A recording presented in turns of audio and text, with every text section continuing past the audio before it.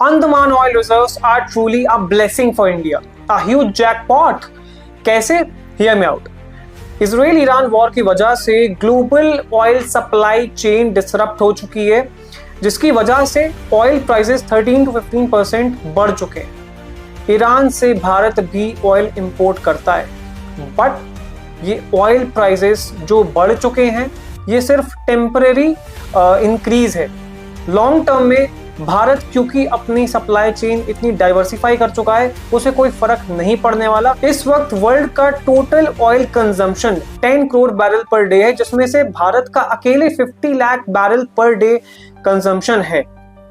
भारत ने recently Guyana से oil deal की है और गयाना ऑयल फील्ड्स में अभी production capacity 6 lakh barrel per day है, जिसको वो बढ़ाकर 13 लाख बैरल पर डे करने वाले हैं। भारत के ऑयल डील्स रशिया से भी होती हैं, तो हम इनसे तो लेंगे ही। और यहाँ पर भारत के पेट्रोलियम मिनिस्टर हरदीप पुरी ने अंडमान ऑयल फील्ड का खुलासा करते हुए कहा है, यहाँ के रिजर्व्स गयाना ऑयल फील्ड के साइज के या फिर उससे ज़्यादा निकल सकते हैं।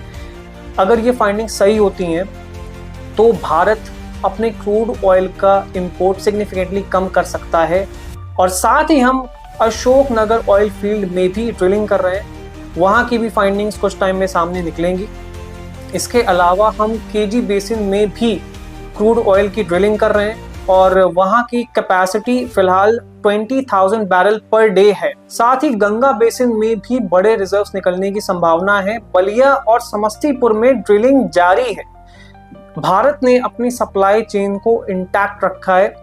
ज्यादा डिसरप्शंस हमारी सप्लाई चेन में नहीं होने वाले, क्योंकि हमारे खुद के रिजर्व्स इतने आने वाले समय में निकल आएंगे कि हमारे इंपोर्ट सिग्निफिकेंटली कम हो जाएंगे और हम सेल्फ सफिशिएंट हो जाएंगे आने वाले समय में। As we move forward, Bharat के लिए ये विन विन सिचुएशन है। रशिया से हम इंपोर्ट करेंगे, गयाना से हमारे कॉन्ट्रैक्ट्स हैं और हम खुद के ऑयल रिजर्व्स एक्सप्लोर कर रहे हैं। और अभी ये एक्सप्लोरेशन शुरू हुआ है।